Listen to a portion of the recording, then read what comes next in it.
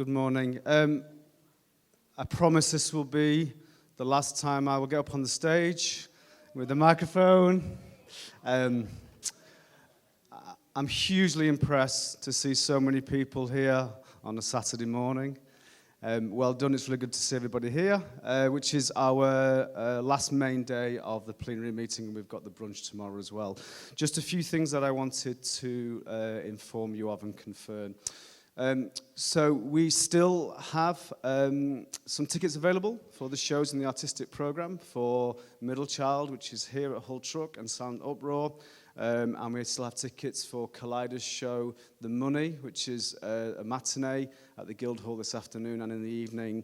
And there are very limited tickets left for Ella Mesmer Company and Scotty as well. Just a few things to mention. Just to remind you that at 1 o'clock on Sunday morning, the clocks go forward in the UK. Just to remember in terms, so that impacts on a couple of things, your travel on Sunday, and also when we're in the late night meeting point having our party, when it's 1 o'clock, it's actually 2 o'clock, okay? And because of licensing laws, we cannot extend. So just to make sure, on your phones should change automatically. Secondly, I have been informed that there will be some train strikes tomorrow. Please do not shoot the messenger. The best thing I can recommend is that you check at the Paragon interchange with the rail authorities there. There will be bus replacement services, but just please anticipate and take that into account. The other thing as well is Marco is our opening keynote speaker this morning. Marco informed us at the beginning of the week that he had some family problems in terms of his mother was unwell. Unfortunately, Marco has not been able to attend. However, with the miracle of technology, we're going to stream Marco in from Belgium. So we will have Marco and his presentation on the screen, which I'm sure that it won't impact too much. So just before I hand over to Mark Babbage, who is the Artistic Director of Hull Truck in this venue, which has very kindly hosted us, please do enjoy the day. You've brought the sunshine with you for the whole weekend, and it's going to stay with us for the whole time. I do hope to see the rest, many of you through the day, and also if you can and you have the energy, please let's all get together at the closing party at the Humber Street Late Night Meeting Point. If you haven't been there, please do come and join us this evening. So if I can introduce you to the Artistic Director of this wonderful Hull Truck Theatre, Mark Babbage.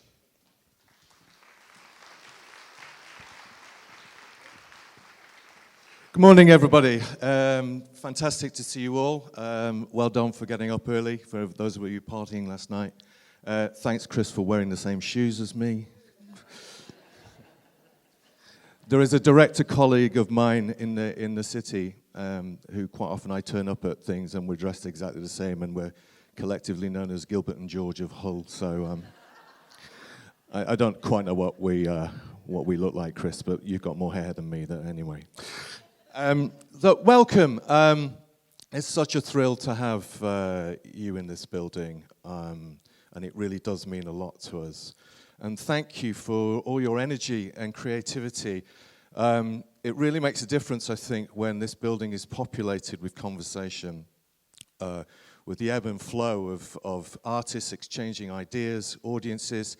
That mix of that energy really helps to make me feel that actually a theatre is doing its job when it invites in multiple conversations. And not only is it about for us listening, it's about how we translate that listening into action. And I've heard many, many conversations this week that have been utterly thrilling for us, and we're going to take them back into our teams next week and ask the question, what can we do to continue this process of change? Many people have said, and I think we're all very aware of, we do live in some very testing times of change and division. And clearly, I think we need artists to use their power to see the world through a different lens and demand a fairer and just society and a kinder society. This is a time of intense change and people really still living through the hard end of austerity. And what we do is extraordinarily powerful when handled well. And we should be mindful of how we can use our power to the greater good. And we to acknowledge those that are genuinely struggling and those that continue to feel that they have a lack of voice. And these people, quite rightly, are demanding to be heard and to be in the room when we need to listen and take action. I don't think anyone has expressed this more powerfully than the amazing Jess Tom yesterday. I mean, what a speaker, what an artist, what a great human being Jess is. And I was reflecting to a number of colleagues that, you know, if we wanted to quickly catapult the transformation and change, invite Jess into your organization and explode that thought bomb into your organization and see what happens. Her call for power and responsibility and inclusion is with us, taking action together. A very powerful statement of fear creates barriers. And just that simple thing of reduce the faff, reduce the fuss. But the one thing I will definitely take away is that next week, my colleagues and I are definitely going to think about what a fuck a goat the policy means for Hull Truck Theatre. Those of you that weren't here yesterday, that might sound very odd indeed. But watch Jess on YouTube. She's truly, truly an inspiring human being that we can all really learn from. 6 years ago, we began a big process of transformation here at Hull Truck Theatre. And our aim was to create an organization that welcomes multiple voices and see this as a creative muscle to be flexed and to be celebrated. We've had our successes, but we've also had our very gallant failures. I just want to tell you a few of those successes. Our Community Dialogues program is an action research program which we started because simply we didn't know enough about the barriers that existed. We made too many assumptions. And so we put in place an action research program, Community Dialogues, into the barriers and how we could overcome them. And we worked specifically on Orchard Park and Thornton Estate. And some of the things that have come out of that are simple things like pay what you can performances for every single Hull Truck Theatre performance. And this is really not just about the economic barrier, but it's also about behaviors and assumptions and language. A lot of our work has been to understand at a deeper level what those are. Terms like box office, terms like interval, foyer, and it's absolutely okay to be vocal. Those performances have taught us a lot about things in our industry that have been long-standing and things that perhaps we just need to challenge and challenge the assumptions of behaviors in theatres. We have a cross-departmental inclusion group, so that's not just a group that is senior-led. This is led throughout the entire organisation, and it's a way of saying it's all our responsibility. So that inclusion group deals with programming, recruitment, well-being, accessibility, and it's about Hull Truck Theatre trying their very best to continue the journey of the big welcome, that everything on the way to the seat matters, and the connectivity is not just the show on stage, it's everything in this building on the way to the seat matters. We now have introduced an inclusive casting policy, which means that any actor will be taken seriously for any role, regardless of their protected characteristics, and there's a huge commitment to gender balance across our creative teams in the entire Hull Truck Theatre producing season. Our programming is continuing to be more representative of modern Britain. We have new theatre makers making a noise on our stage. We've got 2 in this building that you can witness. Mental Child with their bilingual production of Us Against Whatever. Silent Uproar tiling mental health. And there's a couple of other companies who are not doing shows as such, but companies we support and are very proud of. The Roaring Girls with their strong feminist and funny and authentic voice. The Herd with their early years work. And our international collaborations with Pudder Pudder, the Market Theatre. And shortly, we will be beginning a huge project with the amazing Freedom Festival on the biggest international project I think we've ever undertaken. I think the biggest thing I have to say, really, is that this is hard. And we are all trying to do something that is very hard, and somewhere we're going to miss something. And the important thing about that is that we've got to recognize it when we do, and we'll try all the time to do it better. And frankly, dealing with it when it doesn't happen. There are going to be times when you step on landmines. There are going to be times where things that you haven't thought of suddenly explode, and it's how you deal with it and how you take forward. And to do nothing is no longer acceptable. You've got to be, I think, invite and welcome and be open to be challenged. And 18 months ago, my dear colleague Amanda Huxtable came on board as a change maker here at Hull Truck Theatre. And Amanda's voice within our organisation has really transformed the way we think, the way we move forward, and is just part of the evolution of this company. And one of the things that I do know from that amazing, and those of you that don't know Amanda, she is around. You should try and meet Amanda. She's an amazing human being and a director who I think is going to make a big impact on the industry. We should never feel that we've arrived. Because when we've arrived, we stop, we relax, we close our eyes to the world around us, but the world continues to change. And we need to develop our muscle to continually keep an eye on this, because change is a continual thing. And there will be those times when we think we've arrived and we've not. We've just got to keep an eye on that. My last thoughts are thanks to Hull Truck Theatre staff for continuing their big welcome. It's been fantastic to meet up with some old colleagues the last few days. If you haven't come and say hi, come and say hi. I'm around. It'd be really nice to speak with you, hear what's going on in your lives, in your organisation. I'm going to introduce Marco Martiniello now, who's the director of the University of Liège, whose keynote is on art, ethnicity, and migration. Thank you for your time. Have a lovely day. Thank you.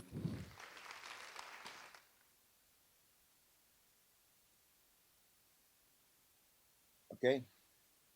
Can I go? Yeah? Okay, good morning, everybody. I'm very sorry not to be able to be with you this morning, physically, I mean. I can assure you it's not the fear of Brexit that prevented me to travel, but severe problems in my family. I would like today to share a few thoughts with you about the complex relationships between arts, ethnicity, and migration. And I will not go into the definitions. I mean, we could probably spend more than the allocated time to discuss about the definition of arts, ethnicity, and migration, and I will not go into that this morning. I will just start by saying, from my point of view, I am not an artist, unfortunately. I'm a sociologist specialized in migration and ethnic relations. And what we've witnessed over the past 30 years is really an explosion of the academic literature on the issue of the integration of immigrants in Europe, in the US, in Canada, but also in other parts of the world. There are all sorts of research available about integration into the labor market, about housing, about discrimination, racism, and I will come back to that point later. But at least in social sciences, one issue has really been sort of neglected, and it is precisely the relationship between arts and the incorporation of migrants, but also the descendants of migrants, and more broadly, I would say the relationship between arts and migration. I mean, in the social science field, of course. In the US, one of the first books discussing thoroughly the importance of arts in the life of immigrants was only published in 2010 by DiMaggio and Fernandez, the first one, Paul DiMaggio, being a sociologist of culture. And, you know, for a country that praises itself of being a nation of immigrants, it is quite bizarre that the social sciences and especially sociology of migration, has neglected the issue of the connection between arts and migration. In the European Union, the issue is even, I would say, more difficult because actually we started with colleagues from different European countries, a standing committee in a network called IMISCO. For those who don't know, IMISCO stands for International Migration and Social Cohesion in Europe. It is a network of research institutes specialized in migration issues, founded about 15 years ago. And within that, broad network, we actually have now about 47 research institutes and more than 500, 600 researchers dealing with migration in Europe, but also outside of Europe. In that network, actually, there was very little on the issue of arts and culture. And with my colleagues from Vienna and Barcelona, Wipke Sievers, who is a specialist on literature, and my colleague Ricard Zapata from Pompeu Fabra University of Barcelona, we decided to create a standing group on arts and migration. And actually, initially, our colleagues were not very enthusiastic about the idea. People think that when you talk about migration, you have to think about hard stuff, the labor market and housing, health, and so on, which of course is very important and crucial. But we tried to convince our colleagues that it was very important to examine and pay attention to the symbolic dimensions of the debate surrounding migration and ethnicity, and also to dedicate some time in trying to develop a research agenda on these relationships between arts, ethnicity, and migration. And that's what we've been doing, I would say, quite successfully over the years. And the first thing we try to analyze is basically why this neglect historically on the connection between arts and migration. And I see basically two major reasons that are related to the history of migration and that are related also to the history of colonialism and to the history of the imperialist Eurocentric view of the world that developed on this part of the world. If we take into account the way migration was constructed, actually for decades, the image was that migrants were just workers. They were factors of production. So actually they had no culture, they had no aspiration to become citizens, and they were supposed not to be interested in arts, either as producers or as consumers. You can read, if you read the literature about migration, starting from the end of the 40s onwards, you really have that idea very much that migrants actually are dehumanized. They are just considered as a simple factor of production. And I remember this passage, I don't remember the name of the author now, but he was saying, talking about migration, we have imported arms, and we realized actually that there are also human beings wearing those arms, and this view of migration as being strictly related to the economy is part of the explanation why we didn't want to see that migrants and then their descendants were like anybody else, artistic persons, not more, not less. It, something to be discussed. And from the start, if I take an example from the history of migration in this country, I'm now in Belgium, in Brussels. When Belgium and Italy signed an agreement to import mine workers from Italy, well, from the beginning, these Italian workers that were arriving in Belgium started, some of them, to write novels, poetry. They continued to play the music. And I remember myself in the family gatherings when I was a kid, always at each meeting, somebody would take up an accordion or a guitar, and people were starting to sing, to share songs from the country of origin, to dance. Actually, they were developing a cultural and artistic practice, of course, under the radar. It was not known by society. The second reason why the sociology of migration has neglected the arts until very recently is that, you know, arts is a bit like sport. It's considered to be a trivial issue. It doesn't meet really the social demands in this very troubled period. So if you look at funding, until recently, it was, of course, much easier to find funding if you would, you know, develop a project on how to prevent radicalization of third generation Muslims, for example, than if you would develop a project on the artistic production among immigrant minorities.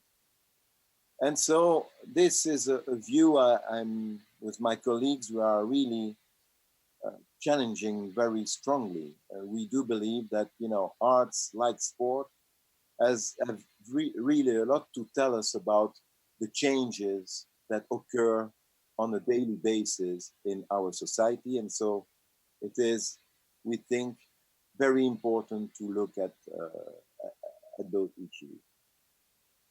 Well, depending on the country, of course, towards the 60s, 70s, 80s, the artistic production of migrants and ethnicized minorities, sometimes inspired by the experience of migration and discrimination, were progressively seen as modes of changing, enriching the local culture through different processes like artistic melting, fusion, invention of new syncretic artistic forms. Well, we've done a lot of work on, especially on music, and well, I could mention many examples, but for example, the rise of the Rai music in France. Well, the history of Rai music is, of course, in the north of Algeria. Originally, it's sung without instruments and especially by women. Well, in the 80s in France, it became the mode of expression of the second generation immigrants that were at the time started to mobilize against racism. And Rai actually, they were playing had really not so much to do with the original Rai songs of Algeria, but it was sort of urbanized, mixed in up, adding instruments like also electrical instruments, but keeping some modes of singing and sometimes also taking songs from the French repertoire and giving to those songs a very different meaning. I could talk about that for hours, but just to mention that example, it's really one example of how these artists started to create something new, adapted to where they were living and to the struggle they were trying to push forward. Well, we could take many examples in different parts of the world, but like Tex-Mex music in the US was something that actually is strongly connected to the history of migrations with an S in the southern states of the US. And so progressively, attention was paid by cultural studies, anthropology, and sociology of cultures to these productions. Another strand of study relates to ethnic and racial domination in the artistic field as well. Well, many people think that the artistic worlds are by nature open and immune from discrimination and domination. We know that it is not true. If you read the history of jazz in the US, there were actually lots of issues linked to the mainstreamization of jazz and how it related to the continued domination of the white majority. And that explains also why African American musicians invented new styles in order to recreate and retake possession of their mode of expression. The same is true for the blues, that, you know, originally we all know the history of the blues. It's originates, of course, from Africa, and when it grew, it became a major mode of expression in the southern states of the EU, especially sung by people with little formal education, living in rural areas, and most of them were African Americans. Well, today, who plays the blues in the US? It's mainly white, middle class, middle age, or even more than middle age white men. So, what does it tell us about appropriation of artistic forms in our divided societies? And maybe we could continue and develop also this view with hip hop and how basically it became also a matter of appropriation by people who were not originally involved in the movement. Actually, today, hip hop has become, as you know, a global phenomenon. But if we look at sales, uh, well, a few years ago, there were studies made about when people were still buying records, who buys rap albums and CDs. Well, that study was showing it was mainly white, middle, and upper class suburban kids that were buying these records. So my claim here is really to convince, and I'm pretty sure you are convinced, but not everybody is outside. You know, the people who are not really necessarily on a daily basis in all these debates. Um, Really, it's crucial to better understand the relevance of the arts in the theoretical, but also in the political and policy debates on migration, immigrant integration, and also diversity in our cities that are in constant flux. And my colleague Steve Vertovec talks about super diverse cities. And actually, yes, there is a kind of process of diversification of our cities in which actually the artistic part plays an important role. Even more in somebody was talking about earlier about austerity. Yes, we are today still in a phase of history where social and economic inequalities are still there, are growing, and increasingly social and economic relations are ethnicized and racialized. And in my view, it is in this very specific and difficult context, it is really important to look at what the arts can play, what the arts play as a role in these societies. And to do so, I think it's important to develop research in 5 domains: local cultures and artistic expression, social relations and interactions, of course, the dimension of cultural policies and local integration policies, 4, political mobilization and participation, and 5, the economic life. And I will just tell you a few elements about these 5 dimensions before opening up for discussion.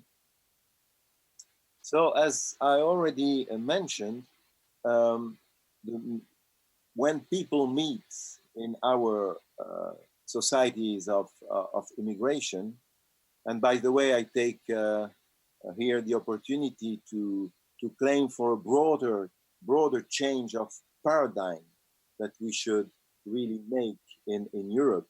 And when I say Europe, I still include the UK in Europe, is that, you know, we should stop seeing migration as something that is problematic, as something that does not belong to our history. But migration is something that construct and reconstruct societies. Migration is a structural phenomenon. So, and it will continue to be, whatever the exit will be in the Brexit debates. For the UK, and it will be for Europe, it will be for the world. And I think we should include more migration as a, as a structural mode of reconstruction of any all human society. If we do that paradigm, maybe we will see things with different eyes and try to find more uh, uh, ways of constructing these projects that we hardly need for the future of mankind.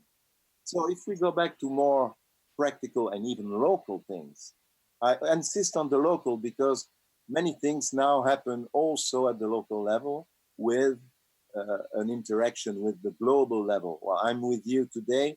10 years ago, probably this would not have been possible. So I'm here, but I'm with you at the same time. And it's the same, of course, for uh, many people in our societies. Going back to how migration changes local artistic culture, I mentioned already a few elements of that, and we could actually take many examples. I hear mention again a couple of examples on music, but we can also take the example of literature. My generation was very struck by uh, the writer Anif Qureshi, who I think his book, The Buddha of Suburbia, was probably one of the best, attempt to really understand the difficulties of our diverse society. But it was, I think, in terms of writing, something that has an extreme value, and it has become now part also not only of the world literature, but certainly also of British literature. In cinema, if we want to go to Germany, the work of Fatih Akin, for example, who is not considered anymore as a migrant filmmaker, but really his contribution to the German cinema is recognized by everybody. So these people all have a kind of personal history linked to migration. They are not necessarily themselves migrants, but they might be the children of people who actually moved to European countries. And so clearly, immigrants and their descendants, they, contrary to what people still want, they do not merely assimilate to the local arts and culture. They transform the local artistic landscape and give birth to new artistic languages. We have just published with my colleague from CUNY, Phil Kasinitz, a special issue dedicated to music, immigration, and the city. And Phil, in his contribution, shows how Broadway actually would be unthinkable without migration. Broadway now is presented as one of the best illustrations of the American culture, one of the touristic attraction of New York, but Broadway without immigration probably would never existed. If we look at social relations and interactions, the question we are asking is, are artistic practices resources to build bridges between people, to create a new lingua franca, to create new forms of solidarity in our divided and racialized and ethnicized societies. In other words, can people who have very severe difficulties in getting together outside in society, could they really use artistic practices in order to try to rebuild some bonds and to basically to recognize each other as equal members of the same society? And I've been very much interested over the past 5-6 years by all this research on everyday multiculturalism, the work by Erich Wessendorf, Paul Geroy, etc. And I've tried to observe what is going on in Belgian cities, especially in Brussels and in Liège, my city, about this everyday multiculturalism. What does it mean in the artistic sphere? Is it really something we can observe, or is it simply wishful thinking, things that we would like to see but do not exist anymore? And I think that really it exists. People develop this, experience of diversity. They, without, of course, theorizing about it. I'm not talking about an urban generation that is inspired by thinkers like Kimlicka or whatever. They don't care about theorizing, but they really experience modes of living together that go beyond the traditional categories of division in society: religious, gender, ethnicity, race, and social class. And they really develop new ways of living together in the city. And that happens in mixed neighborhood that still exist, even though there is in many cities a process of fragmentation, also the urban space. But also, what is important to notice is that for part of the young, diverse urban generation, the traditional forms of categorization lose salience in the modes people cooperate and live together in daily life. And this is, I would say, very visible in artistic practices associated sometimes to the expression we could also deconstruct of urban culture. We could discuss at length to discuss what is actually urban culture. But still, these young people develop, and I say young people because most of the time they are young, and they develop what I call local communities of artistic practices. And I've observed, I'm still observing that in dance, in music, and theater. Actually, what matters in those communities, local communities of artistic practices, is the project. It's not that much where you are from, what are your sexual orientations, what is your religion or whatever. What matters is the project. In that way, they move beyond the traditional categories of division to develop what I call an anchored cosmopolitanism. Why? Because they are at the same time embedded in the local life with a very strong feeling of belonging to the city or the neighborhood, but at the same time, they identify with similar groups elsewhere in the world.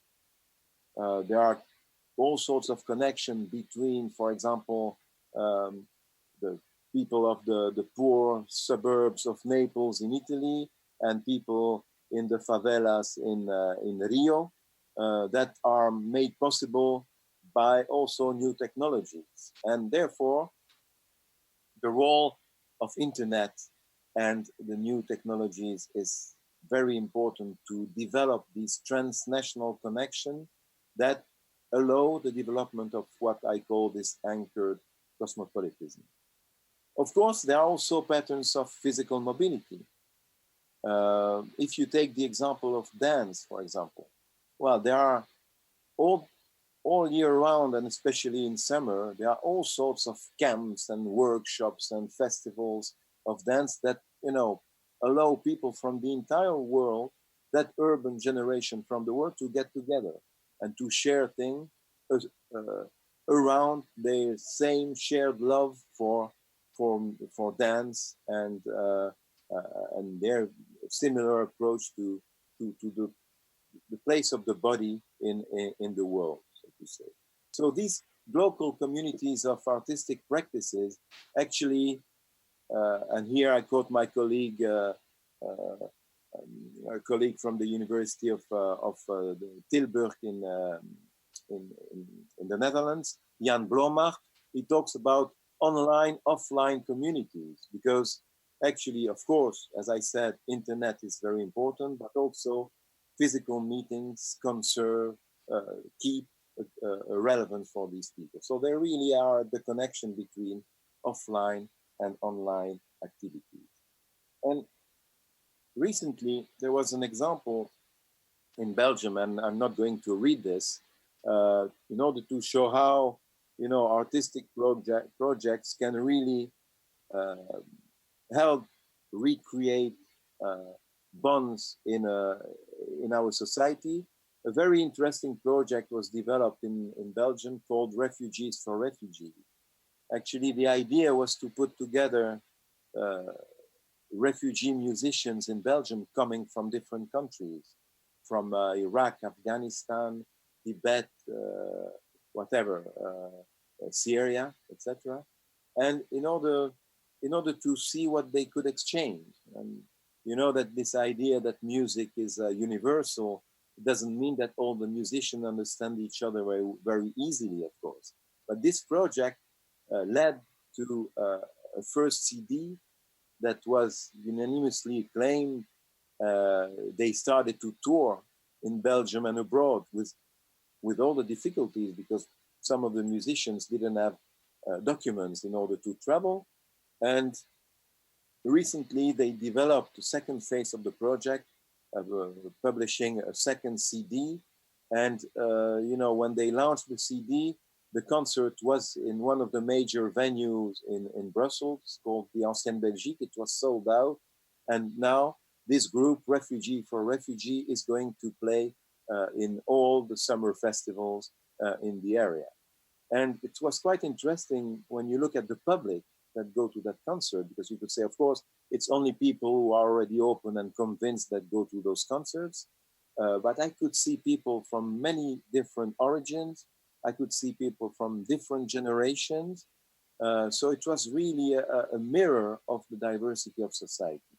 Probably they were all open to, this issue of integration of refugees before going to the concert. But I mean, still, in the period we live, I think it's very important also to show that people do not agree with some of the politics that is offered to us, be it in the UK, in Italy, in Belgium, in Poland, in Hungary, and you name it. There are so many countries where, people need to stand up and resist. And I think that arts can give us, this is not a new idea, of course, but I think it's important to underline it. Arts can give us the possibility to show that people together can still try to resist. Now there is the third issue, the issue of cultural policies and local integration policies. The question here is that of the representation of diversity in cultural policies. Do official cultural institutions support, for example, immigrant origin artists? Do local cultural policies become multicultural, or do they still reproduce a nationalist view of culture? And how do immigrant and ethnicized minority artists mobilize to change cultural policies? And here we have done some studies in different countries, and there is a great variety of things happening in different countries. And I think it's important to distinguish at least three levels of discussion. The level of cultural policies in a strict sense, the issue of integration policies, and I don't like the word integration, but I still use it in order to give an idea of what we are talking about. And recently, especially since the terrorist attacks that happened throughout the world, and not only in Western Europe, policies to prevent radicalization started to use also artistic tools.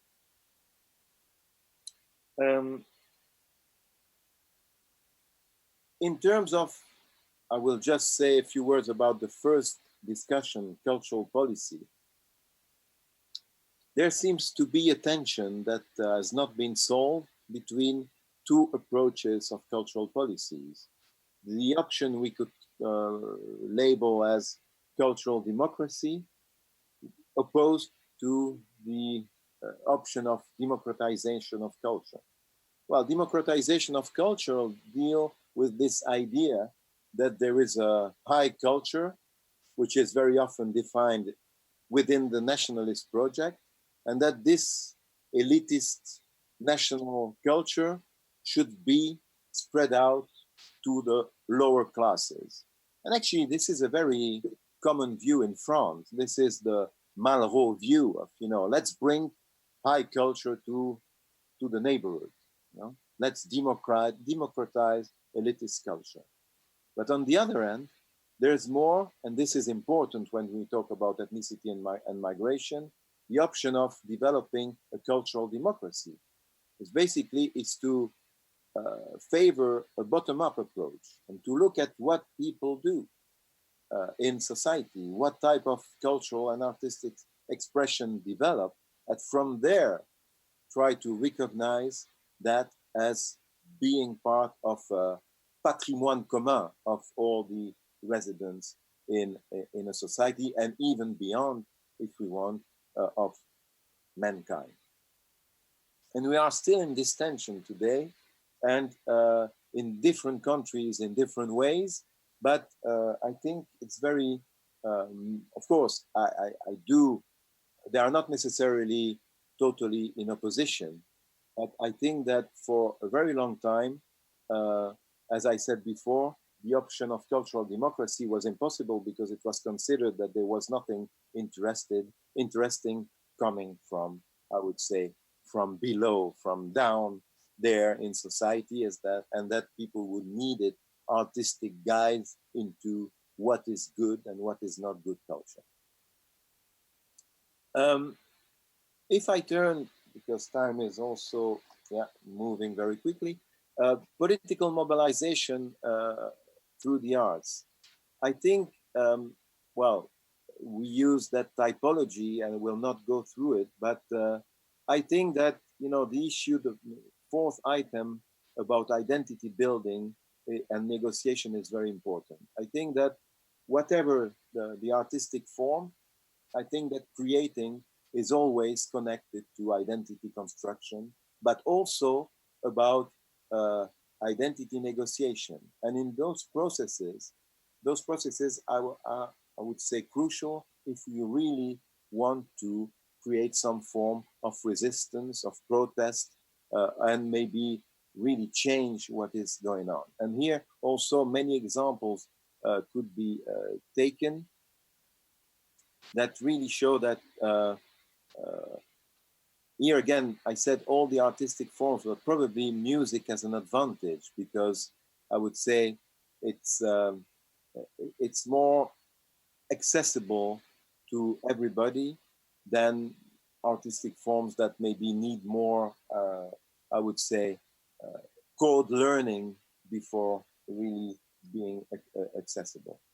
We did also some work here on the elections, how music was used during electoral campaigns. And we published with my colleague Lafleur an article on how the Obama campaign, especially the first one, used music in order to try to get the Latino vote, using one song that was declined in different local types of music in order to get to different fractions of the Latino voters. You would have the reggaeton song for the East Coast, you would have the mariachi song in the middle of Texas, the norteño at the California and Mexico border, but actually it was the same song that was used in order to actually convey the message to the Latino voters that Obama was the right person to choose.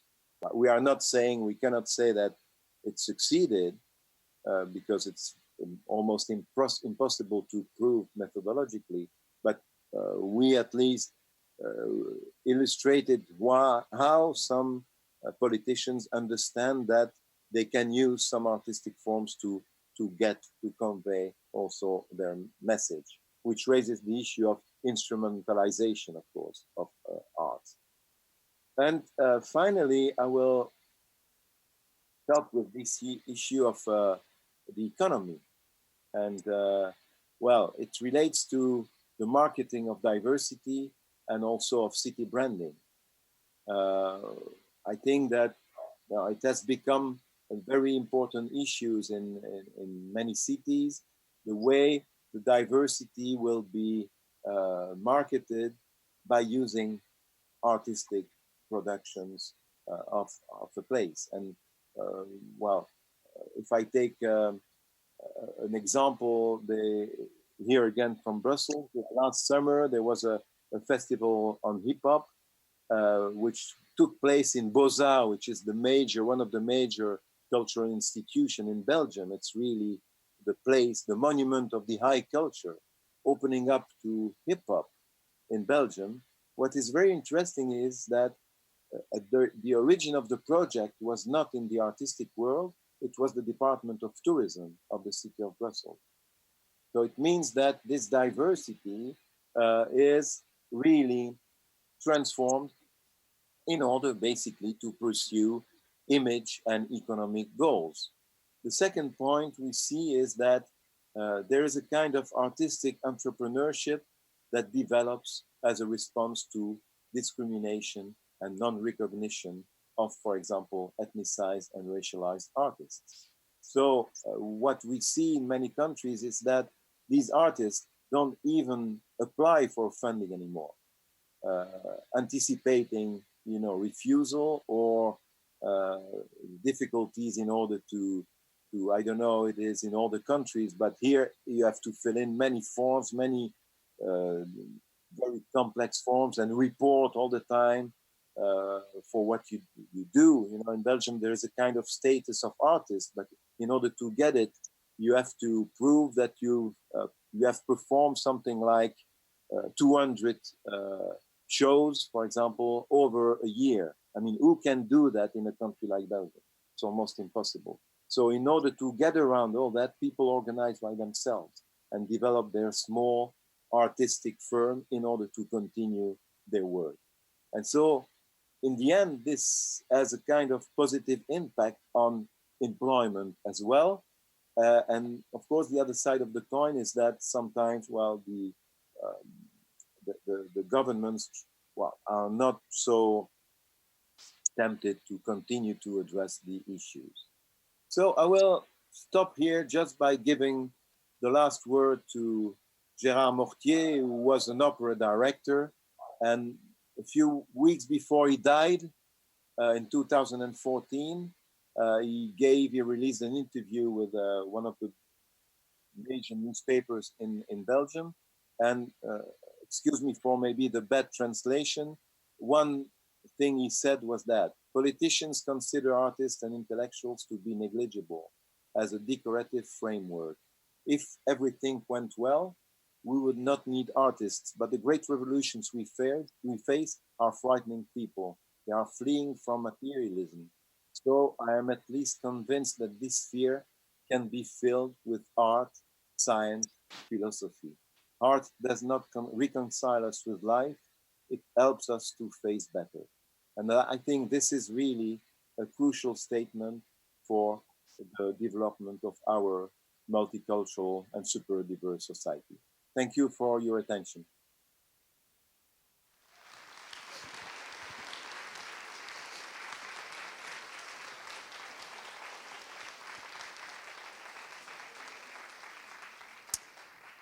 Thank you, everybody. Thank you, Marco. Despite the smoothness of the stream, if we do a Q&A, it's a little bit cumbersome because Marco can't hear everything we're saying. So if we'll do a short Q&A now. Can I ask you to make your questions very concise? I will then need to relay them to Ben, who is then talking to Marco. Can you hear me, Marco? Yes, more or less. Oh, okay. Okay, does anybody have any questions they'd like to relate to Marco?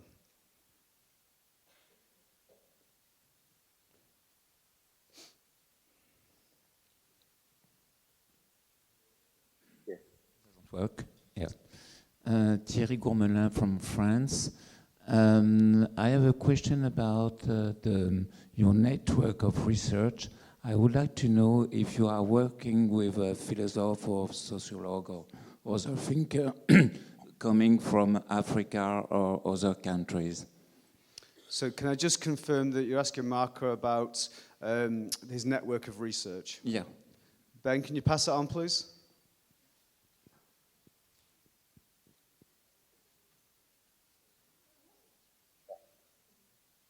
Okay.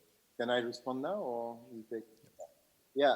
Yes, we are actually trying to work with colleagues from the parts of the world we are connected with, and we developed a project. And if you are interested, I can circulate the information.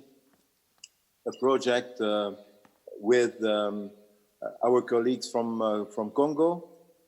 It was about arts in connected cities, actually. So yes, we do work with colleagues from other parts of the world, but I would like to stress that what we want to do is to work on an equal footing. So I'm not interested in being part of these projects about development and so on. When I work with colleagues from other parts of the world, it's colleagues on exactly the same footing.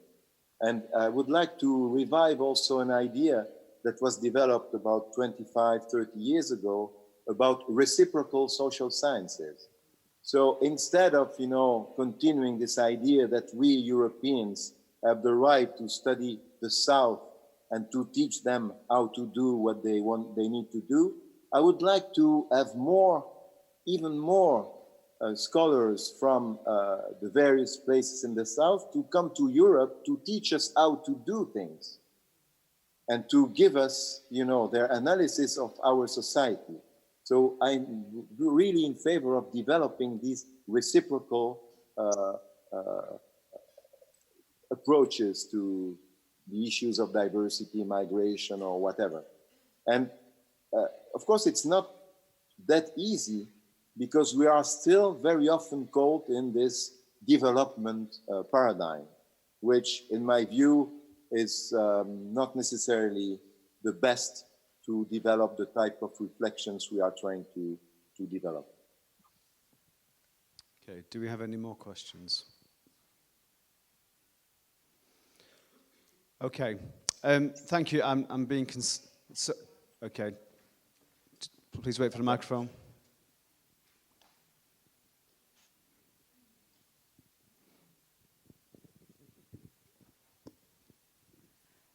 Hello, my name is Julie Ward and I'm a member of the European Parliament on the Culture and Education Committee, but I'm also a poet, a theatre maker. And I wanted to ask a question about research because participatory action research is, for me, a more equal way of working with communities who are often in very difficult, challenging situations, unequal, don't have access to higher education or research grants. But I do know that the academic community cannot then necessarily give those participants the acknowledgement in the published research. And this was an issue for some people that I knew. So how can we change? If you like, the old system so that the participants in those, because this is people researching their own experiences and they're experts of their own experience, but they don't get the acknowledgement that I feel they should get if they participate. Ben, can you just check that Marco understood the question? I think that, we do a lot of participatory research, and everybody is, of course, credited. Last example I can give, we are developing a project with a group of undocumented migrants in Liège that are squatting a public building, have been squatting a public building for 2 years. They have developed all sorts of artistic activities, including writing workshop that became a theater play. And actually a colleague of mine, Elsa Mescoli, was involved in that project, and that type of participatory research was presented at an international conference. And of course, the paper, if you want, was signed by the researcher, by also the leader of the undocumented migrant, the leader of the workshops. So we pay attention to that. It's very important. However, I also see a risk in what you said, that being that everybody is an expert of his own life and so on. I think we have also to take into account the danger of segmenting and fragmenting knowledge. It was told to me several times in the past that I had no legitimacy to speak about anything else than Italian immigrants in Belgium, because I was myself the son of an Italian immigrant. And I think this is, in my view, this is the end of any project for the social sciences. I think everybody should have the right to study and to say anything about any topic, and the truth comes by a combination of different point of views. So, well, we could talk about that probably for all day. And there is also the issue of retribution that comes into play. So increasingly, people say, well, if you want an interview, you just have to pay because I have the expertise, and you have to pay if you want my expertise. We can discuss about that. I understand the logics, but I think there are also dangers to that. Because then, well, we can say that sometimes there are just, a pre-formatted discourse that it just served against retribution to journalists, to politicians, to administrators, and so on, just because that's, people respond to what they think is expected from them. So I think you raised a simple question, but that opens up to very complicated discussion. But the point of departure is that, at least for academics like myself, the idea of the ivory tower and of people who are not connected, who are not crediting the people they work with, it's something that is really strange to me. In all we do, we not only we enlarge the participation, but we credit, of course, all the people who participate in what we construct together. Okay, thank you, Marco. I apologize, I'm going to close the Q&A there. If you want to contact Marco, you can obviously contact him through his profile on the IETM website. Just to say that if I could request that now this is finished, that we clear the auditorium quite quickly for two reasons. One, we have a matinee here at 1 p.m. and also sessions are starting in the building and across the city at 11:30. So but before we do, can we just express our thanks to Marco? Thank you, Marco.